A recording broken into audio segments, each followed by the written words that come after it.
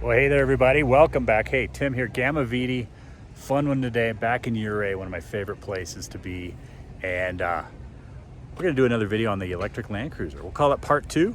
It's been a year since the last one. So looking forward to hanging out with Jimmy a little bit and seeing what's new on the rig. And we're going to wheel the thing. So let's get into it.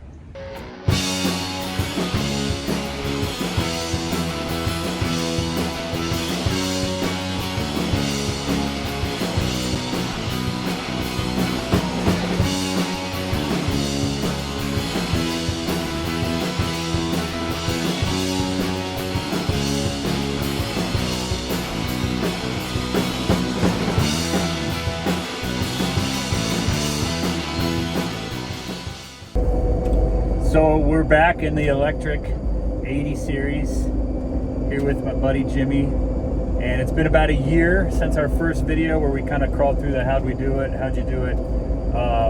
Maybe what have you done in the last year? What, any mods? Mostly just wheeled it off-road. Did add a electronic center diff lock that I was just manual before, and yeah, other than that, really just been off-roading it. That's cool. And how's it been? How's wheeling an electric vehicle been? It's really fun. It's really engaging to drive. The throttle response is just really good. It's more fun than my gas vehicle off-road, definitely. We were talking earlier about range and range issues, and of course we're in Ouray today. Everyone wants to do Black Bear, but being camped down in town, not sure it's up for it. I mean, just with all the hills. Yeah, it's not built for speed, so getting back and forth on the highways and stuff it just takes the battery down pretty quick. So yeah, I see. We're already down to 88%. Yeah, but we've been doing a pretty steep climb though, so you've got to keep that in mind. Altitude. Yeah. But in any case, we are going to tackle Imogene Pass, which is going to be a treat. So we'll get some wheeling footage, and hopefully I'll get a little time behind the wheel as well. And if anything cool or funny pops up, we'll spice it in. So, yeah, it should be a good day.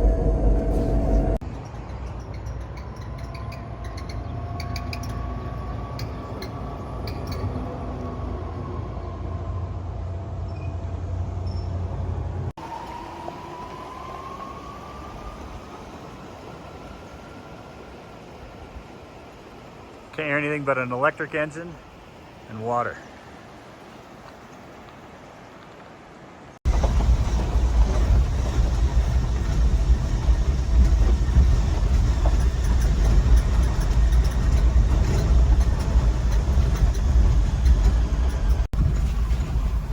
All right, so we're bopping along, and the battery says 34%. So, what's our threshold? At what point do we say maybe we shouldn't be going uphill anymore? Probably like 20%. We want to think about turning around. Yeah, 20 to be safe. Yeah, the battery's definitely going faster than expected. Yeah, and that's the thing with EVs is you're cruising down a nice hill and it seems like you got battery for days. But anyone who's ever driven up to Yankee Boy, Governor Basin, or this side of Imogene Pass knows how steep that is. I mean, you're low range for a good probably 30 minutes. So yep. Yeah, that knocked a good half of our battery away. Yep. And it's just going up in elevation, so if we turn around and go down in elevation, we'll get a lot of that back. Not everything, but a lot of it. Yeah, we're not quite full perpetual motion, but yeah, we're close to it. All right, everyone.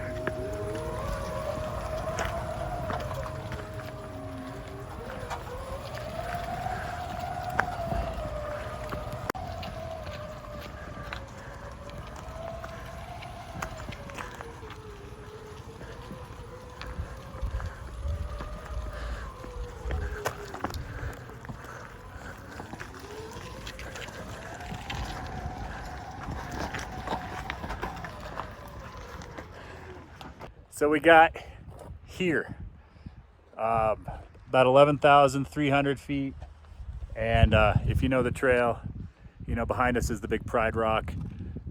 There's the top of the pass, and we're kind of hanging out by these little mines here. Got down to 19% on the battery, so we're gonna take a little break and maybe do some charging. Yeah, we got the solar battery bank, so we can plug into that. So we just use this EcoFlow here, and have a Nissan charge cord. Sweet, let's charge it up. So we stopped and we're charging. We're down to, probably can't see it, 18%. It says 0.9 kilowatts. And that's what's going in because it's an EV, so of course it's plugged in. And where that's plugged into is this little apparatus back here. It's the Leaf Granny cable, power strip, and that thing. Yep. And that's charged by the solar panels. By the Gamma VD solar rack up Yeah, here. very And cool.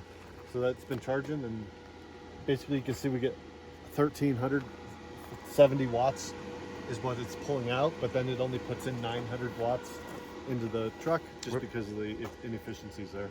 Huh. So we're losing 400 to Yeah. Ohm's law somewhere. ABC, always be charging. Yeah, yeah.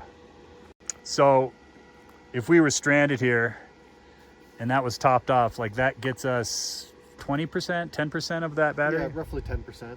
And it would take us all day to get there. It would probably, to get 10% would take an hour or two. Okay. But if we were really stranded and we were set up here at a camp or something, we could angle the solar panels at the sun, and with the sun and the generator, we can get up to 50% in one day. Nice. But that would take all day, 10 hours. Yeah, perfect. Perfect.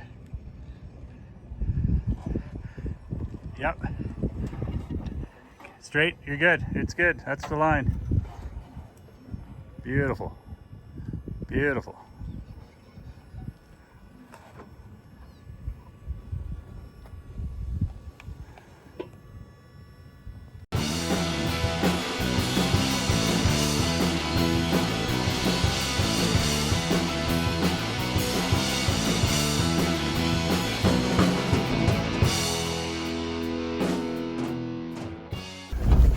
So we made it to Pride Rock, got our picture.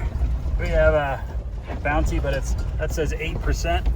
So we head on back down and decided to punt. And that's kind of EV life. You gotta have charging as part of your plan. Yeah. And we thought, well, we might be able to get to the top of the pass with 1%. And then, yeah, we could have made it to Telluride region, but then we'd be looking at going to a slow charger in Telluride, just to get back to Uray. And like usual, we don't have that much time today. I mean, we got into the afternoon, but we don't have all afternoon and evening. So, you know, second battery made a difference.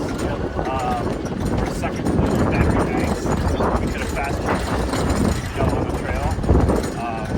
But you know what? That's okay. We're still enjoying ourselves. And, so that's great. Yeah, 14.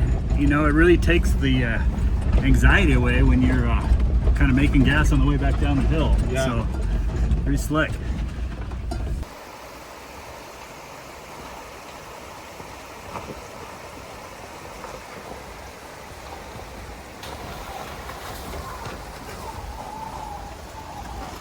Up to 14%. So headed back down the hill, battery slowly climbing, anxiety waning, everything's cool, successful outing. What's next for you, EV wise? What are you working on? Got a few customer vehicles, customer EV conversions at my shop, EV Swap, and then I'm building an FJ40 Land Cruiser that'll be all electric. So you've got, I know you just did that little black Nissan truck. Yeah. What's the next customer rig you doing? Nothing set in stone yet, but I got a few people interested in another small pickup like that, either a Tacoma or another Nissan. Otherwise, There's several customers interested in Land Cruiser conversions. That's so so I good. just gotta find the right fit and go for it. That's awesome. And so your business, EV Swap, people pay you to do that. Yeah, exactly. And like, you know, I know it's hard to say, but rough ballpark, like turnkey. Here's a truck that doesn't work and a crashed Leaf. So if Put it it's a together. leaf-based one, probably 25,000 and up. Okay. Is generally where it starts, and that would be for parts and labor. And then a Tesla-based build or one that's more horsepower, longer range, probably more like 50,000 and up. So Okay. it's not cheap, but the prices are coming down. That's awesome. 16.5 miles. That's awesome. So, yeah, I think we'll wrap it up. Thanks for having me today, man. This No was problem. fun. This was really fun. If people want to get a hold of you, it's just EV Swap. Yeah, check me out on YouTube at EV Swap. Very good. And there was another video shot simultaneously with this one. So if you need more of the same, be sure to check that one up. We'll see who can post theirs first. Yeah. I'm going to guess it's you. But anyway, and then thanks everybody for being with me on this one. And of course, let me know your questions. I'll see you in the next one.